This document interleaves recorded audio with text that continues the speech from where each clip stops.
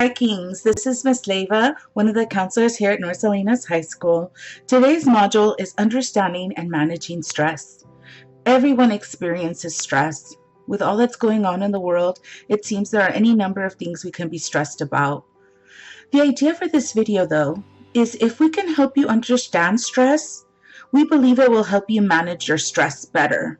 Before we dive into our video, on a piece of paper, or if you'd like in the chat of your advisory Google Meet classroom, answer the following questions with the scale that you see there from 1 to 5.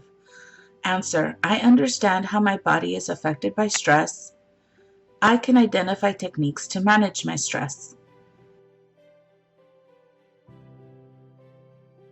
Okay, if you've answered the questions, hang on to the answers. We will be coming back to these questions. Today we'll be defining stress, identifying causes of stress, what stress feels like, positive and negative ways of coping with stress, and we'll also identify when and where to get help. What is stress? Stress is the uncomfortable feeling you get when you're worried, scared, angry, frustrated, or overwhelmed. It is caused by emotions that affect your mood and body. Let's be honest. How many of us, since March 13th, when we went into shelter in place, haven't been worried, scared, angry, frustrated, or overwhelmed?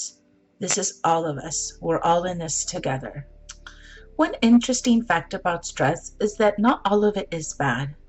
Stress is also a survival response, meaning that in small doses it can be helpful and provide us a sense of urgency to avoid negative outcomes. For example, think of a job interview or the first day of your after-school part-time job. Were you nervous the day before? Did you feel a sense of urgency? Well, that stress helped you get through that moment. Let's look at some causes of stress. Other external factors can include family troubles, this pandemic we're all experiencing, illness, finances. Those are things that are outside of your control. Internal factors such as worrying about the future, pressure to do well in school despite distance learning, those are all things that happen inside our brains. And that we can, with practice and with time and patience, we can control those emotions and thoughts. We experience stress in 3 different domains. We have the physical impact of stress, the emotional impact of stress, and how it impacts our behavior. So what do those 3 domains look like? Physically, you can be lethargic, which means that you don't want to get out of bed and don't want to do any of the things you typically enjoy. You may have headaches, irritability. Emotionally, you might be angry, frustrated, and just generally have negative thoughts. Your behavior may be impacted because you feel disengaged, you procrastinate, you're withdrawn. These are all impacts of stress that when we don't pay attention to them and address them can have a negative impact on our lives. Miss Oliver is going to talk you through some of the very positive ways that we can cope and manage our stress, as well as when and where to get help. Remember, Vikings, you may be home, but you're not alone. Thanks so much for listening. Have a great day. When dealing with stress, individuals use what are called coping strategies.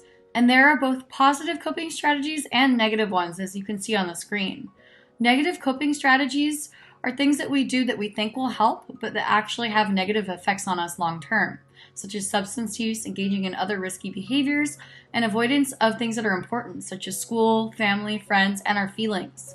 Positive coping strategies are exercise, time management, getting a good night's sleep, eating healthy meals, making time for activities that you love, and talking to a trusted friend or adult. And these are things that generally help us and help us deal with our stress. And here are some techniques to try when you're experiencing stress. You can strengthen your relaxation response through breathing techniques, guided imagery, body scans, and mindful meditation. You can take a walk outside or exercise. You can listen to music. You can get physical contact with something calming like a pet or stuffed animal. Creative outlets like drawing or coloring are really great for that. Expressing gratitude as a regular habit, internally and externally, and making time for any other self-care activities. And here are some tips for when and how to get more help when dealing with stress. If you are feeling overwhelmed by your stress, if your healthy coping strategies don't seem to be helping, or if you're using unhealthy coping strategies and are having trouble replacing them with healthier ones, it would be a good time to reach out for some help. How to get help: you can reach out to a caring adult, your parents or guardians, a teacher, or your counselor. You can try practicing various stress reduction techniques and measure how you feel before and after using them. And you can also visit the NSHS Wellness Center webpage for additional resources and the Viking Request for Assistance form, and both are linked here on the slides. On this slide, you will find additional resources for stress reduction, including 4 different videos that have stress management strategies, as well as breathing exercises and muscle relaxation. There are also different apps that you can use for your phone that will help with this as well. There are plenty of resources out there, so if you ever need any, please feel free to reach out to your counselors or to your intervention specialist for more resources. Finally, for those of you who were able to jot down your answers for our pre-survey, we would greatly appreciate it if you use this link to fill out the post-survey as well. When you use this link, you will be asked to input your answers from the pre-survey as well as the post-survey so we can measure how helpful this lesson was for you. We really appreciate your feedback and for you tuning in today.